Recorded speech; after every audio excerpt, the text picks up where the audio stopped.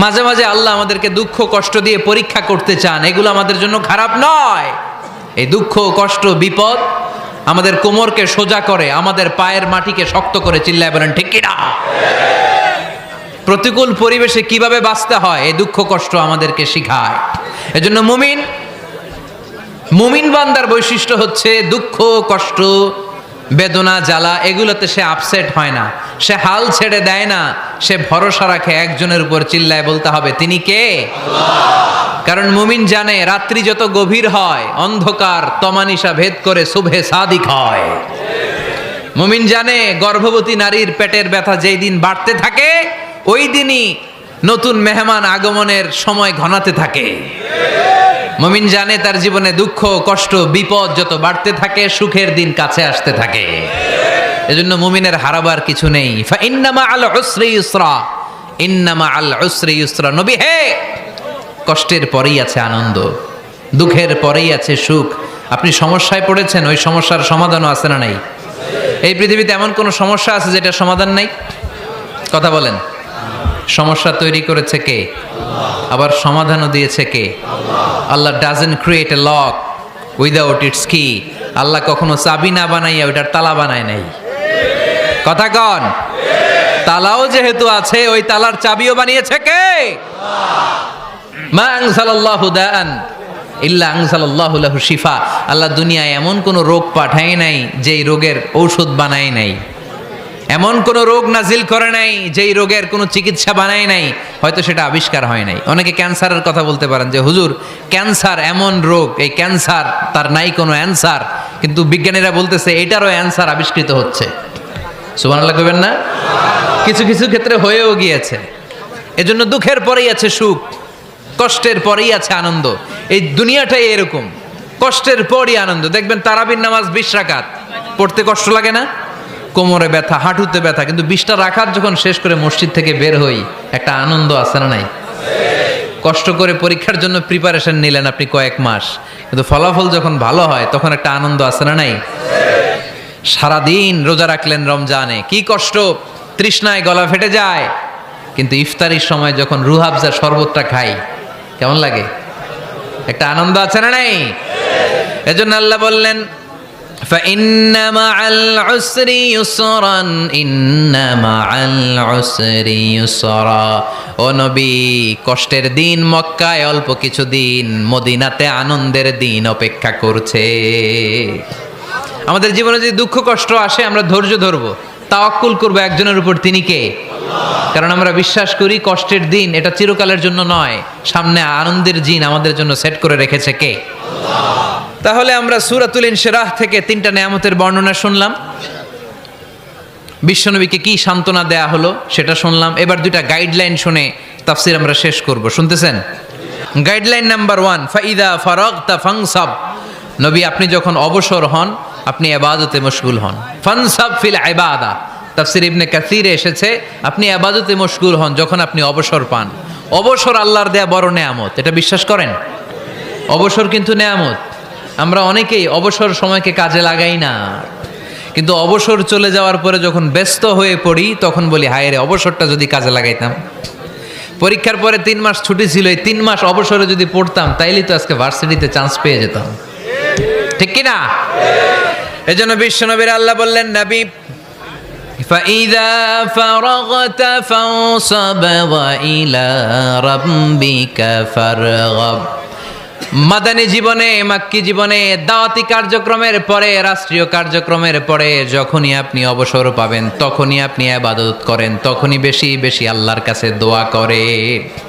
দোয়াটা খুব শক্তিশালী, কিন্তু আমরা অনেকে জানি না কি করে দোয়া করতে হয়। সিনসিয়ার দোয়া ইজ লাইক এ মিসাইল। আপনারা প্রায় পত্রিকায় শুনবেন আমেরিকা অমুক দেশে মিসাইল হামলা করেছে, শুনছেন? মিসাইল হামলা এমন হামলা কত সেন্টিমিটার বেগে যে কোন জায়গায় অ্যাটাক করবে, যেখানে মারার কথা ওখানে পড়বে। ঠিক দোয়াটা হচ্ছে মিসাইলের মতো। আপনি যদি দোয়ার মতো দোয়া করতে জানেন ওই দোয়াটাও জায়গা মতো যে ভেদ করবে, চিল্লা এখন ঠিক কিনা? কিন্তু আমরা দোয়া করতে জানি না, কি করে দোয়া করতে হয় এটা জানি না।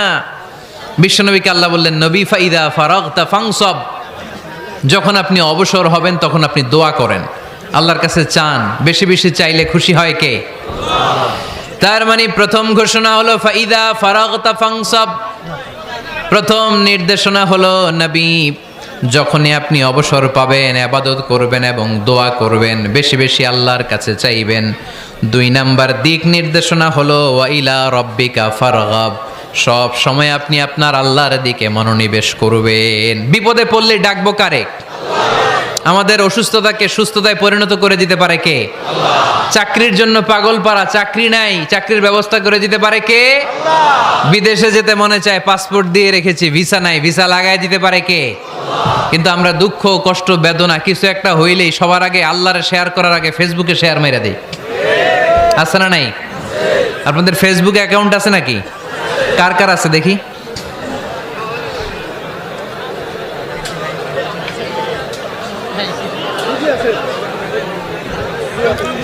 আছে আছে। এটার জন্য আমরা ভালো কাজে লাগাই, ঠিক কিনা? আপনি চাইলেই এমনভাবে ফেসবুক ফ্রেন্ড লিস্ট করতে পারেন যারা ভালো ভালো জিনিস শেয়ার করে, যারা মোটিভেশনাল জিনিস শেয়ার করে, ইসলামের পক্ষে কথা বলে। আপনার এক একটা শেয়ারে অনেকের জীবন বেঁচে যেতে পারে, ঠিক কিনা? একজন মুমূর্ষ রোগীকে বাঁচাতে রক্তের প্রয়োজন, রক্তের গ্রুপ এ পজিটিভ। যারা রক্ত দান করতে আগ্রহী তারা এই নাম্বারে যোগাযোগ করুন। ফেসবুকে মাঝে মাঝে এরকম নিউজ আসে না নাই? আপনি just you put down in share, শেয়ারের মধ্যে একটা পুট করে দিলেন, একটু শেয়ার মেরে দিলেন, ছড়িয়ে পড়লো হাজার হাজার ফেসবুক ফ্রেন্ডদের কাছে। তাদের অনেকে ব্লাড দিতে আগ্রহী, সে তাড়াতাড়ি যেয়ে সেখানে ব্লাড ডোনেট করে আসলো। আপনার একটা শেয়ারের কারণে বেঁচে গেল অনেকগুলো প্রাণ। চিল্লা এখন ঠিক কিনা? রক্তদানের মতো শ্রেষ্ঠ ইবাদত হতে পারে? আমরা মনে করি শুধু জিকিরি ইবাদত, আমরা মনে করি শুধু নামাজি ইবাদত। রক্তদান, এক ব্যাগ রক্ত থেকে অনেক মানুষকে বাঁচানো যায়। এর মধ্যে আছে হিমোগ্লোবিন, এর মধ্যে আছে প্লাটিলেট, আছে প্লাজমা। রক্তে একটা উপাদান আছে প্লাজমা, নাম শুনছেন? আগুনে পোড়া রোগীকে বাঁচাতে এই প্লাজমা লাগে। হসপিটালের বার্ন ইউনিটে যেয়ে দেখবেন মানুষ কিভাবে চিল্লায়। নুসরাত নামে একটা মেয়ে মারা গেল না? এক বদমাইশের কবলে পড়ে মারা গেল না? তাকে আগুন জ্বালিয়ে দেয়া হয়েছিল তার গায়ে, তার প্লাজমাগুলো জ্বলে গিয়েছিল। আগুনে পোড়া রোগীর যে কি কষ্ট, একটু দেখার জন্য হসপিটালের বার্ন ইউনিটে যাবেন, দেখবেন যে কি কষ্টে আছে তারা। এই প্লাজমাগুলোকে অনেক সেন্টিগ্রেড তাপমাত্রা নামিয়ে ঠান্ডা করে দেহে পুশ করা হয়। আপনার এক ব্যাগ রক্ত থেকে প্লাজমা আলাদা করা হবে, প্লেটলেটস আলাদা করা হবে, হিমোগ্লোবিন আলাদা করা হবে, শ্বেতকণিকা, লোহিত কণিকা আলাদা করে অনেকগুলো মানুষ বেঁচে যাবে। এজন্য ফেসবুক থাকাটা দোষের কিছু না, তবে ভালো কাজে আমরা ব্যবহার করব, ঠিক কিনা? আপনার ফেসবুক শেয়ারিং আপনার জান্নাতি বানাতে পারে, আর আপনার ফেসবুক শেয়ারিং আপনার জাহান্নামের লাকড়ি বানাতে পারে। চিল্লায় বলেন ঠিক কিনা? So the decision is yours. সিদ্ধান্ত আপনাকে নিতে হবে, আপনি কিভাবে করবেন। যে কোনো বিপদে ওয়াইলা রাব্বিকা ফারগাব, কোনো দিকে মনোনিবেশ না করে কার দিকে মনোনিবেশ করব? যে কোনো বিপদ আপদ ফেসবুকে শেয়ার করার আগে শেয়ার করব কার কাছে? আমাদের যার যা লাগে আল্লাহ সবও যদি দিয়ে দেয়, আল্লাহর ধনভাণ্ডারের 1 ইঞ্চিও কমবে? হাদিসে কুদসিতে আল্লাহ বললেন, লাউ আন্না আউওয়ালাকুম ওয়া আখিরাকুম ওয়া ইনসাকুম ওয়া জিন্নাকুম, পৃথিবীর সব জিন, পৃথিবীর সব মানুষ বিশাল মরুভূমিতে দাঁড়িয়ে যদি আমার কাছে চাইতে শুরু করে, আল্লাহ এটা দাও, ওটা দাও, ওটা দাও, আমি আল্লাহ তোমাদের সব চাহিদাও যদি মিটিয়ে দেই, আমি আল্লাহর ধনভাণ্ডারের 1 ইঞ্চিও কমবে না। এজন্য চাইবো কার কাছে? বিপদে আপদে ভরসা করব কার কাছে? আর অবসরগুলোকে কাজে লাগানোর দরকার আছে না নাই? স্বাবলম্বী হওয়ার চেষ্টা করার দরকার আছে না নাই? ফা ইন্নামা আল উসরি ইউসরা, ইন্নামা আল উসরি ইউসরা। নবী হে, কষ্টের পরেই আছে সুখ, দুঃখের পরেই আছে আনন্দ। সব সময় মানুষের সময় একরকম কাটে না। এজন্য আমরা তাওয়াক্কুল করতে চাই একজনের উপর, তিনি কে? যখন তোমার মন খারাপ হয় তুমি সূরা ইনশিরাহ তেলাওয়াত করো, কেননা সূরা ইনশিরাহর ভেতরে আল্লাহ এমন মোটিভেশনাল কথা রেখে দিয়েছেন, এমন ইন্সপায়ারেশন রেখে দিয়েছেন, আপনি পড়লেই আপনার হৃদয়টা শীতল হয়ে যাবে। এই সূরাটাকে আমরা 3 ভাগে ভাগ করব। এই সূরার প্রথম 4 আয়াতে আল্লাহ তাআলা বিশ্বনবীর প্রতি কি নেয়ামত দিয়েছেন সেটার বর্ণনা করেছেন। প্রথম 4 আয়াতে নেয়ামতের বর্ণনা, তারপরের 2 আয়াতে বিশ্বনবীকে দিয়েছেন সান্ত্বনা, আর শেষ 2 আয়াতে দিয়েছেন দিক নির্দেশনা। খেয়াল করে শুনেন, প্রথম 4 আয়াতে তিনি দিয়েছেন নেয়ামতের বর্ণনা, পরের 2 আয়াতে তিনি দিয়েছেন আমার প্রিয় নবীকে সান্ত্বনা। আর শেষ দুই আয়াতে তিনি বিশ্বনবীকে দিয়েছেন নির্দেশনা। দেখি মনে রাখতে পেরেছেন কিনা? প্রথম 4 আয়াতে নেয়ামতের বর্ণনা, পরের 2 আয়াতে সান্ত্বনা, শেষ 2 আয়াতে দিক নির্দেশনা। তার মানে প্রথম 4 আয়াতে মার্সি এন্ড দ্য বাউন্টিজ, পরের 2 আয়াতে condolence and consolation, and finally শেষ 2 আয়াতে গাইডলাইন। তো আসুন আমরা দেখি কি সান্ত্বনা দিল, কি নিয়ামতের বর্ণনা দিল। আল্লাহ বললেন, আলাম নাশরাহ লাকা সাদরাক, নবী হে, আমি কি আপনার হৃদয়কে উন্মোচিত করে দেইনি? আমি কি আপনার বক্ষদেশকে প্রশস্ত করার মাধ্যমে সত্যকে আপনার সামনে তুলে ধরিনি? বিল ঈমান ও বিনূরিল কোরআন, কোরআনের নূর দিয়ে আর ঈমান দিয়ে আপনার হৃদয়টারে প্রশস্ত করে দিয়েছে কে? ফামাই ইউরিদিল্লাহু আন ইয়াহদিয়াহু ইয়াশরাহ সাদরাহু লিল ইসলাম। যাকে আল্লাহ হেদায়েত দিতে চায়, যাকে আল্লাহ হেদায়েতের পথের পথিক বানাতে চায়, তার জন্য, ইসলামের জন্য তার হৃদয়টাকে আল্লাহ খুলে দেন। বিশ্বনবীর হৃদয়টাও এরকম খুলে গেল। বিশ্বনবী টের পেলেন ইসলাম ছাড়া মানবতার মুক্তির আর কোনো সম্ভাবনা নাই। ইসলাম মানুষের মুক্তি নিশ্চিত করতে পারে। ইসলাম দিয়ে এই ঘুণে ধরা সমাজকে ঠিক করা যাবে। ইসলামকে যদি প্র্যাকটিস করা না যায়, তাহলে এই মজুদদারির যে সমস্যা বাংলাদেশে চলছে, এটাকে বন্ধ করা যাবে না। ইসলাম থেকে প্রেসক্রিপশন না নিলে চাঁদাবাজি বন্ধ হবে না, টেন্ডারবাজি বন্ধ হবে না, শুধু দুদকের অফিস থেকে বসে বসে দুর্নীতি দমন করা যাবে না। এজন্য ইসলাম থেকে প্রেসক্রিপশন নিতে হবে। আল্লাহ তাআলা বললেন, আলাম নাশরাহ লাকা সাদরাক, নবী হে, ইসলামের জন্য আপনার হৃদয়টাকে কি আমি খুলে দেইনি? সত্য কি আপনার সামনে আমি তুলে ধরিনি? আপনাকে আমি আলাম নাজআলকা আহলাল হিম্মা, আপনার কি হিম্মতওয়ালা আমি বানাইনি? ইসলাম যখন আপনার হৃদয়ে ক্লিয়ার, আপনি বিশাল শক্তির সামনে দাঁড়িয়ে হাজার মানুষের সামনে ইসলামের পক্ষে কথা বলবেন, আপনি কাউরে ভয় পাবেন না। চিল্লায় বলেন ঠিক কি না?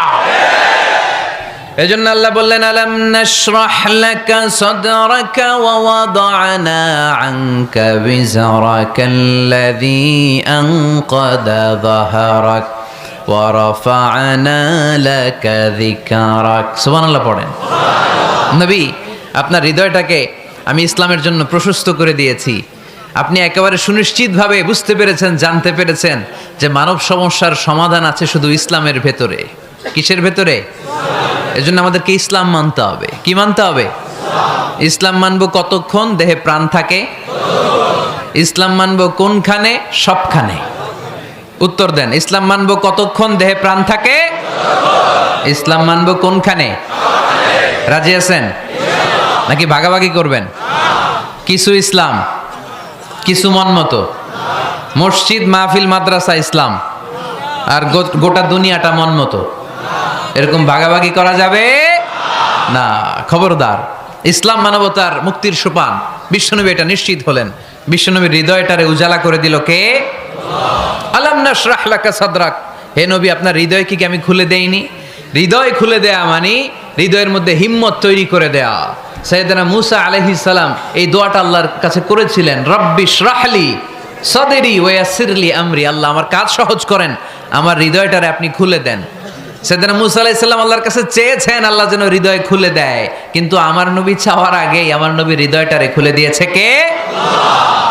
আবার অনেক মুফাসসিরিনে ইকরাম বলেছেন এখানে শারহে সাদর দ্বারা শাক্কু সাদর উদ্দেশ্য, মানে সিনা চাক। আমার নবীর জীবনে পুরো জিন্দেগিতে 3 বার সিনা চাক হয়েছিল। কয়বার? 3 বার। সিনা চাক মানে বক্ষ বিদীর্ণ করা, ইংরেজিতে বলে ওপেন হার্ট সার্জারি। কি বলে? আপনাদের এই এলাকায় কারো হয় নাই? শুনছেন না এটা? ওপেন হার্ট সার্জারি, গলা থেকে নাভি পর্যন্ত একেবারে কেটে ফেলে। বিশ্বনবীকে এবার 3 বার এভাবে ওপেন হার্ট সার্জারি করা হয়েছে। একবার যখন বিষ্ণু ঈসা ইসলাম বনু সাদ গোত্রে ছিল তখন, দ্বিতীয়বার যখন কোরআন নাজিল হবে তার আগ দিয়ে তখন, 3 নম্বরে বিষ্ণু ঈসা ইসলামকে যখন ঊর্ধ্ব জগতের অনেক দামি দামি জিনিস দেখানো হবে ওই মেরাজ রজনীর সময়টাতে, তখন কোন সুবহানাল্লাহ। বিশ্বনবী বললেন, আমি উম্মে হানির ঘরে শুয়েছিলাম, আমাকে ছাদ 2 ভাগ করে ছাদের উপর দিয়ে নিয়ে হাতিমে কাবাতে শুইয়ে দেয়া হলো, গলা থেকে নাভি পর্যন্ত ছিঁড়ে ফেলা হলো, আমার হৃদয়টাকে বের করে জমজমের পানি দিয়ে ক্লিন করা হলো। আমার হৃদয়ে জ্ঞান, আমার হৃদয় ঈমান আর প্রজ্ঞা দিয়ে পরিপূর্ণ করা হলো। অনেক মুফাসসিরিন একরাম বলেছেন আলাম নাশরাহ লাকা সাদরাক মানে হচ্ছে হে নবী আমি কি আপনার বক্ষ বিদীর্ণ করি নাই। কেউ কেউ বলেছেন এটা দ্বারা উদ্দেশ্য হচ্ছে বিশ্বনবীর বক্ষ বিদীর্ণ করার মধ্য দিয়ে বিশ্বনবীকে আল্লাহ তাআলা ব্রড মাইন্ডেড বানিয়েছেন। সুবহানাল্লাহ পড়েন। বিশ্বনবী কি ন্যারো মাইন্ডেড ছিলেন? কি ছিলেন? জোরে বলেন, আরো জোরে। ব্রড মাইন্ডেড, উদার, আকাশের মতো বিশাল, সাগরের মতো বিশাল, পাহাড়ের মতো সুউচ্চ ছিল বিশ্বনবীর হৃদয়, ঠিক কিনা? শুধু মুমিনদের জন্যই বিশ্বনবীর হৃদয়ে মায়া ছিল না, কাফেরদের জন্য মায়া ছিল। সুবহানাল্লাহ পড়েন। রাহমাতাল লিল আলামিন, আমার নবী কি ছিল? সবাই বলেন ওমা আরসালনাকা ইল্লা রাহমাতাল লিল আলামিন। I have sent you as a mercy for the entire universe. নবী হে, আমি আপনাকে গোটা বিশ্বের সবার জন্য রহমত করে প্রেরণ করেছি। রাহমাতাল লিল আলামিন। আল্লাহ এখানে চাইলে বলতে পারতেন রাহমাতাল লিল মুসলিমিন, নবী আপনি শুধু মুসলিমদের জন্য রহমত, এটা বলছে? নবী আপনি শুধু মুত্তাকিদের জন্য রহমত, বলছে? চাইলে বলতে পারতেন নবী আপনি শুধু রাহমাতাল লিল মুসল্লিন, যারা মসজিদে যায় মুসল্লি নামাজ পড়ে তাদের জন্য রহমত, বলেছে? কি বলছে? রাহমাতাল লিল আলামিন। I have sent you as a mercy for the entire universe. গোটা বিশ্বের জন্য আপনি রহমত। সুবহানাল্লাহ পড়েন। সবার জন্য রহমত, সবার জন্য হৃদয় দিল দরিয়া। এজন্য তিনি ছিলেন ব্রড মাইন্ডেড, কখনো মানুষের ক্ষতি করতে চাইতেন না। এমনকি যুদ্ধের ময়দানে যেখানে আপনি প্রতিপক্ষকে আঘাত করবেন সেখানেও বিশ্বনবী ক্ষয়ক্ষতিকে মিনিমাইজ করার ট্রাই করতেন। তিনি যখন খায়বার দুর্গে আক্রমণ করবেন তার মিলিটারিকে, বিষ্ণু ঈসা ইসলাম মিলিটারিকে 5 ভাগে ভাগ করতেন। 5 ভাগে ভাগ করতেন। কি কমান্ডার ছিলেন তিনি! এক ভাগের নাম মুকদ্দমাতুল জাইশ, ফ্রন্ট উইং। ডান দিকে একটা থাকতো মাইমানা, বায়ে একটা থাকতো মাইসারা, মাঝখানে যে ব্যাটালিয়ন থাকতো এটার নাম কালব, পেছনেরটার নাম খালফ। সুবহানাল্লাহ পড়েন। এজন্য বিশ্বনবী যখন অ্যাটাক করতেন তখন সবাই বলতো যা আল মুহাম্মদ ওয়াল খামিস, মুহাম্মদ তার 5 উইং এর ব্যাটালিয়ন নিয়ে আমাদের উপর আক্রমণ করেছে। যুদ্ধের ময়দানে তিনি ঘোষণা দিতেন খবরদার, এই যে ইহুদিদের উপর আক্রমণ করবা, যুদ্ধ করবা, কোনো নারীদের গায়ে হাত তুলো না, শিশুর গায়ে হাত তুলো না, বৃদ্ধ বৃদ্ধার গায়ে হাত তুলো না, খ্রিস্টান পাদ্রী বাবা যারা আছে, ফাদার অফ ক্রিশ্চিয়ান, পাদ্রীদের গায়ে হাত তোলো না। যুদ্ধ করতে যে গবাদি পশু মেরো না, গাছপালাগুলো ভেঙো না। সুবহানাল্লাহ কইতে মনে চায় না? গেছে যুদ্ধ করতে, গেছে কি, কিন্তু ক্ষয়ক্ষতি মিনিমাইজ করার জন্য কি চেষ্টা করতেন! কি রহমতের নবী! সবাইকে সম্মান করতেন, সবাইকে মানুষ হিসেবে দেখতেন। আমরা ভাগ করে ফেলি, আমরা দেখা মাত্রই যদি দেখি মাথায় টুপি আর দাড়ি, তখনই ভাবা শুরু করি এটা কার মুরিদ? কি সরসিনার মুরিদ, না চরমনায়ের মুরিদ, না আটরশির মুরিদ, না অমুক জায়গার মুরিদ? অথবা আমরা বলতে শুরু করি এ কি জামাত করে, না খেলাফত মজলিস করে, না ইসলামী আন্দোলন করে, না তাবলীগ করে? ভাগাভাগি আছে না নাই? কিন্তু আমরা তাকে মানুষ হিসেবে দেখি না। আগে দেখতে হবে মানুষ। আপনার চোখ দিয়ে যা দেখবেন এগুলো মানুষ, এগুলো সবাই মানুষ। বিশ্বনবী মানুষ হিসেবে সবাইকে ট্রিট করতেন। সাহাবাদেরকে নিয়ে বিশ্বনবী বসে আছেন, একটা লাশ নিয়ে যাওয়া হচ্ছে, লাশ দেখে বিশ্বনবী দাঁড়িয়ে গেলেন। সাহাবারা বললেন ইয়া রাসূলুল্লাহ আপনি দাঁড়ালেন যে? ইন্নাহু ইয়াহুদি, এটা ইহুদির লাশ। ইন্নাহু ইয়াহুদি, এটা তো ইহুদির লাশ, বসেন, দাঁড়ালেন যে? বিশ্বনবী বললেন আওয়ালাইসাত নাফসান, এটা কি মানুষ না? সুবহানাল্লাহ পড়বেন না? আওয়ালাইসাত নাফসান, হোক না ইহুদি, হোক না খ্রিস্টান, হোক না আস্তিক আর নাস্তিক, এটা কি মানুষ নয়? সে মানুষ। সবার উপরে মানুষ সত্য, তাহার উপরে নাই। মাখলুকাতের মধ্যে সবচাইতে বেশি শ্রেষ্ঠতম হচ্ছে মানুষ। বিশ্বনবী সবাইকে মানুষ হিসেবে ট্রিট করতেন। এজন্য বিশ্বনবী হচ্ছেন সবচেয়ে বেশি ব্রড মাইন্ডেড, মানে খোলা মনের, বড় মনের, দিল দরিয়া। ন্যারো মাইন্ডেড ছিলেন না। আমরা ন্যারো মাইন্ডেড, আমরা অল্পতে ঝগড়া বাঁধিয়ে দেই, আমরা অল্পতে অন্যকে গালমন্দ করি, আমরা অল্পতে ভাগাভাগি করি। ভাগাভাগি করবেন না, সহজ করে ইসলামকে উপস্থাপন করুন। আর দিন ও ইউসরুন লা উসরা ফি। আমার প্রিয় ফরিদপুরের ভাইয়েরা, দিন সহজ, এটার মধ্যে কাঠিন্যতা নাই, আমরা এটারে কঠিন বানাইছি। আমি প্রায় বিভিন্ন মাহফিলে বলি যে আল্লাহ ছাড় দেয় কিন্তু মাওলানা ছাড় দেয় না, আছে না নাই? আল্লাহ ঠিকই ছেড়ে দিয়েছে, মৌলভী ছাড় দেয় না। বিশ্বনবী সাহাবাদেরকে নিয়ে বসা, এক বেদুইন এসে মসজিদের ভিতরে উট ঢুকায় দিছে মসজিদে নববীতে, আর মসজিদের মাঝখানে বসে পেশাব করা শুরু করে দিচ্ছে। আপনাদের এখানে ফরিদপুরের সবচেয়ে বড় মসজিদ কোনটা, কি নাম? এই কেন্দ্রীয় জামে মসজিদের ভিতরে যদি এক হিন্দু ঢুকে পেশাব শুরু করে কি করবেন? হ্যাঁ, ওই কয় কোবায়ালামু, তো আবেগে ওরে পিটানো শুরু করবে সবাই। সাহাবারাও তাই শুরু করলেন, মারতে উদ্ধত হলেন। বিষ্ণু বললেন এই রাখো রাখো, ওরে পেশাব করতে দাও, পেশাব করতে দাও। এর কারণ কেউ যখন ইউরিন পাস করে, স্টুল পাস করে, তখন এটা তাকে ধীরে সুস্থে করতে দিতে হয়। এজন্য টয়লেটে কেউ ঢুকলে জোরে বাড়ি দিবেন না, তাহলে খবর আছে। কাশি দিবেন, যে একটু কাশি দিবেন এরকম, হ্যাঁ, তো এরকম কাশি দিবেন। অথবা পায়চারি করবেন, যদি পায়চারি করেন তাহলে সে বুঝবে সামওয়ান ইজ ওয়েটিং আউটসাইড, সামনে একজন ওয়েটিং করতেছে বাইরে, আমাকে বেরোতে হবে। কিন্তু আপনি যদি ওরা ডাক দেন কুদ্দুস রে, কুদ্দুস কইবা আমি নাই, কারণ এটা ভয়ঙ্কর একটা বিষয়। আপনি যখন ইউরিন পাস করছেন খুব স্মুথলি করতে হয়, তখন ডাক দিলে পেশাব আটকায় গেলে আপনার ভয়ঙ্কর রোগ হতে পারে। কি ফিলোসোফার ছিলেন, কি বড় ডাক্তার ছিলেন বিশ্বনবী মুহাম্মদ সাল্লাল্লাহু আলাইহি ওয়াসাল্লাম। বিশ্বনবী বললেন ওরে ডেকো না, কাজ সারতে দাও। ইচ্ছা মতো বেটা পেশাব করার পরে বিশ্বনবী গেলেন, যে বললেন তুমি যে পেশাব করেছো তুমি কি জানো এই জায়গাটা কি? বেদুইন বলে না, আমি তো জানি না এই জায়গাটা কি। বিশ্বনবী বললেন এটা আমাদের ইবাদতগাহ, এটা আমাদের কি? ইবাদতগাহ। এখানে ঢুকে আমরা আমাদের রবরে ডাকি, আল্লাহরে ডাকি, আমরা নামাজ পড়ি, জিকির করি, তাসবিহ পড়ি, এটা আমাদের ইবাদতগাহ। কাজটা করা তোমার মোটেও ঠিক হয়নি। লোকটা অবাক হয়ে গেল, ঘটনা কি? তাদের ইবাদতগাহতে আমি পেশাব করেছি আর আমাকে জামাই আদর, আর আমাকে এত সুন্দর করে বলে যে এটা ইবাদতগাহ। আমাদের ইবাদতগাহের ভিতরে যদি কেউ এরকম করতো, ওরে তো একেবারে সাইজ করে ফেলতাম। সে অবাক হয়ে গেল, সে জিজ্ঞেস করলো হু আর ইউ, কে আপনি? বিশ্বনবী বললেন না মুহাম্মদ সাল্লাল্লাহু আলাইহি ওয়াসাল্লাম, আমি শান্তির ধর্ম ইসলামের প্রেরণার বাণীবাহক।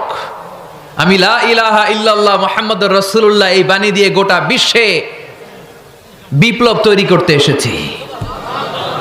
বেদুইন বলল আমাকেও আপনার বিপ্লবে শরীক করে নেন।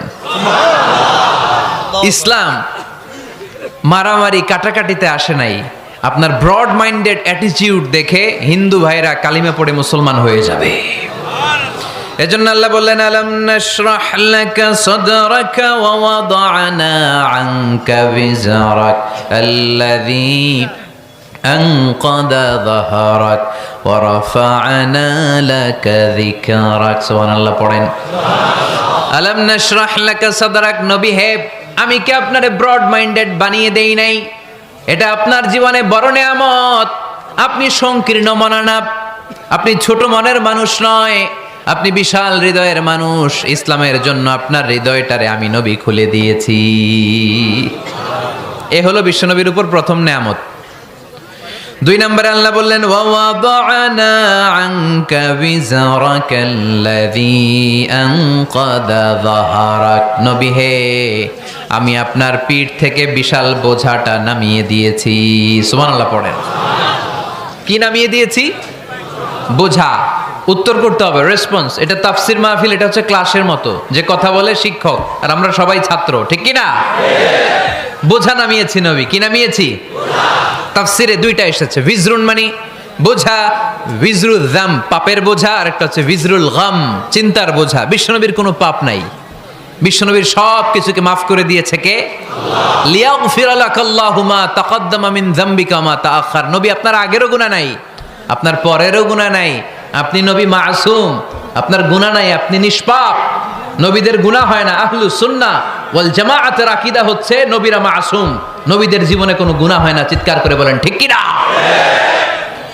ও নবী ওয়া ওয়াদা'না আনকা বিজরাক, আপনার এই বোঝা আমি নামিয়ে দিয়েছি। বিশ্বনবী ভাবতেন 40 বছর বয়সে আমি নবী হলাম, তার আগে যা করলাম আল্লাহ এটা কি করবে? আল্লাহ বলে নবী আপনার আগের গুনাহ, পরের গুনাহ, গুনাহ বলতে কিছুই নাই, সবই মাফ, সব মাফ। তারপরেও আমার নবী বলতেন, আল্লাহে লা আস্তাগফিরুল্লাহ ওয়া আতুবু ফিল ইয়াউম আকসার মিন ৭০ মাররা। আমি এমন নবী যার কোনো গুনাহই নাই, আগের গুনাহও নাই, পরের গুনাহও নাই, তারপরেও আমি নবী প্রতিদিন ৭০ বারেরও বেশি তওবা আর ইস্তেগফার পড়ি। আমাদের জন্য শিক্ষা। তাহলে আল্লাহ বললেন ওয়াওয়াদানা আনকা বিজরাক, পাপের বোঝা আমি নামিয়ে দিলাম। বিশ্বনবীর কোনো পাপ নাই, পাপ মুক্ত। তাফসিরে ২ নম্বরে এসেছে বিজরুল গাম, চিন্তার বোঝা। বিশ্বনবী সব সময় আমাদেরকে নিয়ে চিন্তা করতেন।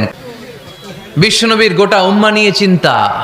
সব নবীকে আল্লাহ তাআলা একটা করে দোয়া দিয়েছিলেন আর বলেছিলেন, নবী একটা স্পেশাল দোয়া করার সুযোগ তোমাদেরকে দিলাম, ওই দোয়া করলেই কবুল হয়ে যাবে। কিন্তু সুযোগ পাবা জীবনে কয়বার?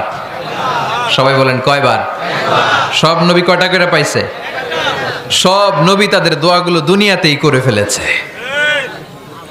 বিশ্বনবী বলেন লিকুল্লি নবিয়্যিন দাওয়া মুস্তাজাবা, এ দুনিয়াতে সব নবীদের একটা করে মুস্তাজাবুদ দাওয়া আছে। আল্লাহ বলেছে, ও নবী একটা করে স্পেশাল দোয়া করার সুযোগ পাবা, দোয়াটা করা মাত্রই কবুল করে নেব।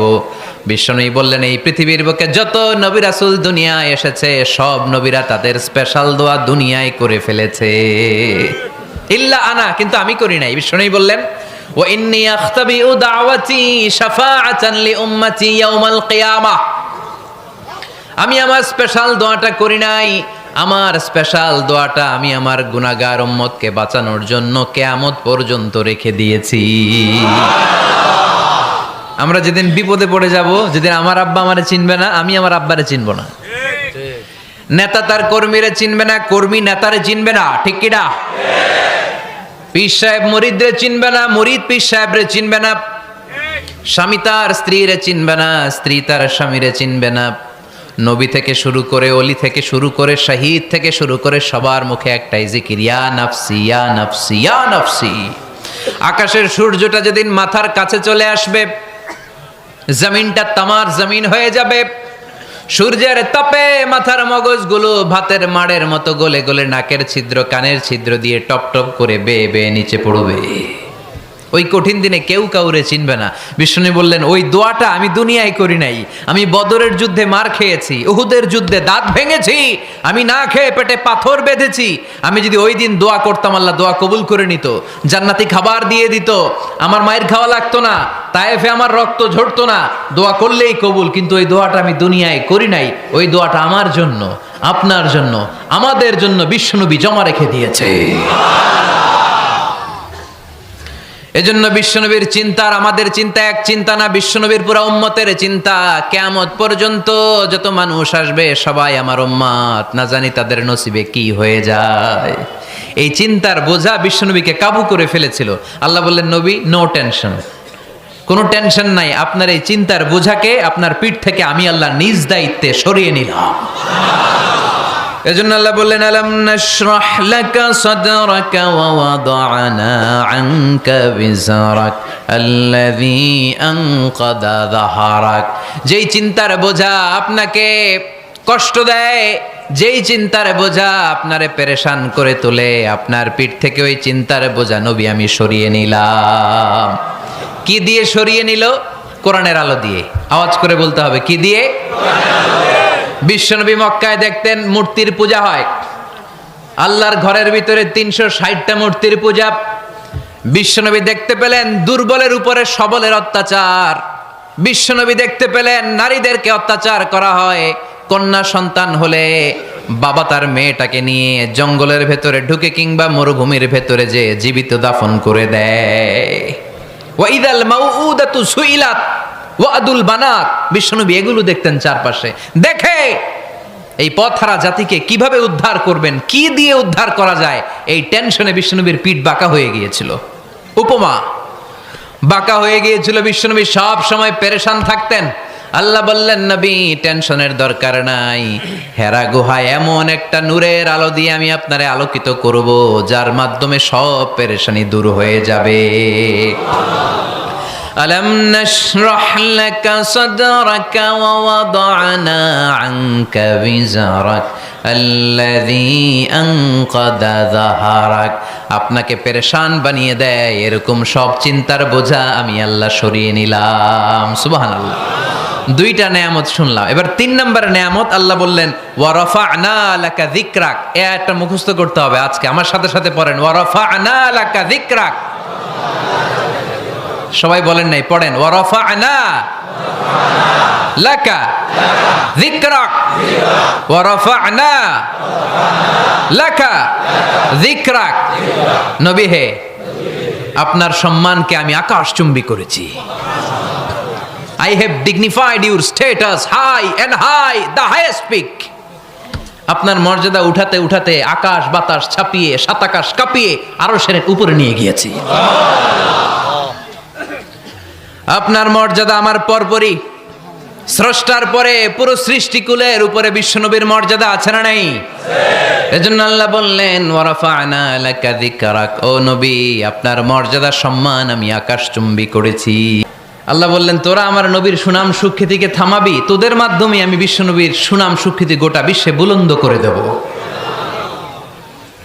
আবু জাহেল ঘোষণা দিল, খবরদার, হজের মৌসুম, হাজী সাহেবরা গোটা বিশ্ব থেকে আসবে, আমার দলের কর্মীরা তোরা যেটা করবি সেটা হচ্ছে হাজীদের কাছে যে বলবি মক্কায় নতুন এক পাগল আসছে, নতুন এক জাদুকর আসছে, নাম মুহাম্মদ। নাউজুবিল্লাহ পড়বেন না? খবরদার হাজী সাহেবেরা, এই পাগলের কাছে যেও না। সব হাজিরা গোটা বিশ্ব থেকে এসে মক্কার মিনা প্রান্তরে তাঁবুর ভিতরে ঢুকেছে, আর আবু জাহেলের টিম মেম্বাররা সব তাঁবুর ভিতরে উকি মাইরা কয় খবরদার, নতুন পাগল আইছে। সবাই কয় নাম কি? কয় মুহাম্মদ। নতুন পাগল এসেছে, নাম মুহাম্মদ। নতুন জাদুকর এসেছে, তার নাম মুহাম্মদ। খবরদার, তার কাছে যেও না, তার কথা শোনো না, শুনলে তোমরাও পাগল হয়ে যাবা, তোমরাও পাগল হয়ে যাবা। সে এত বড় জাদুকর, মুহাম্মদ সাল্লাল্লাহু আলাইহি ওয়াসাল্লাম এত বড় জাদুকর, তার জাদু দেখলে, তার কথা শুনলে হাজবেন্ড ওয়াইফের মধ্যে সম্পর্ক বিচ্ছিন্ন হয়ে যায়। সে এত বড় জাদুকর, তার কথা শুনলে বাবা আর ছেলের সম্পর্ক ছিন্ন হয়ে যায়। সে এত বড় জাদুকর, তার কথা শুনলে বন্ধু বন্ধু আলাদা হয়ে যায়। খবরদার হাজী সাহেবরা, তোমরা হজ করতে এসেছো করো, জমজমের পানি খাও আর খেজুর নিয়ে যাবা বাড়িতে, কিন্তু মুহাম্মদ সাল্লাল্লাহু আলাইহি ওয়াসাল্লামের কাছে যাওয়া যাবে না। আচ্ছা, আপনারা বুঝে শুনে উত্তর দেন। এই যে লক্ষ লক্ষ হাজী মিনার তাঁবুতে বসা, আর আবু জাহেলের লোকটা যে বলল নতুন জাদুকরের নাম মুহাম্মদ, তার কাছে যেও না, এই লক্ষ লক্ষ হাজীরা এর আগে জীবনেও মুহাম্মদ সাল্লাল্লাহু আলাইহি ওয়াসাল্লামের নাম শুনছে? তার মানে মুহাম্মদ সাল্লাল্লাহু আলাইহি ওয়াসাল্লামের নাম তাদের কানে পৌঁছে দেওয়ার দায়িত্ব আবু জাহেল নিজেই নিয়ে নিয়েছে। চিল্লায় এখন ঠিক কি না? অপপ্রচার প্রচার হয়ে গিয়েছে। আর সবাই মনে মনে ভাবে কয় কি, এত বড় জাদুকর, হজ করি আর না করি এর না দেখা যাওয়া যাবে না। হজ তাড়াতাড়ি কোন রকম সাইরা এই জাদুকরের কাছে আগে যাব, দেখি কেমন জাদু দেখায়, দেখি কত বড় ম্যাজিশিয়ান, দেখি তো কত বড় পাগলের। কারণ আল ইনসানু হারিসুন আলা মা মুনিআ, মানুষকে যেটা নিষেধ করা হয় বেশি, মানুষ এটা করতে চায়। যদি বলি ওদিকে যাবি না, ওর বাপের কিরা ওদিকে যাবে, ও ঠিক কি না? এটা আমাদের স্বভাব, আমাদের খাসলা, আমাদের বৈশিষ্ট্য। যেটা আমাদেরকে নিষেধ করা হয় বেশি, ওটা করতে মন চায়। সব হাজিরা মনে মনে ভাবলো আমরা যাব যাব, তোরা যতই বলিস না কেন যাব যাব, হজের পরে অবশ্যই যাব। দেখা গেল হজের পরে বিশ্বনবী মুহাম্মদুর রাসূলুল্লাহ সাল্লাল্লাহু আলাইহি ওয়াসাল্লামের বাড়ির সামনে বিশাল বড় গ্যাদারিং শুরু হয়েছে। সবাই লাইন ধরে দেখা করতে গেছে। দেখা করতে যে বিশ্বনবীর চেহারা দেখে প্রথম নজরে সব পাগল। চাঁদের চেয়ে সুন্দর তুমি নবী আমার কমলিহি ওয়ালা,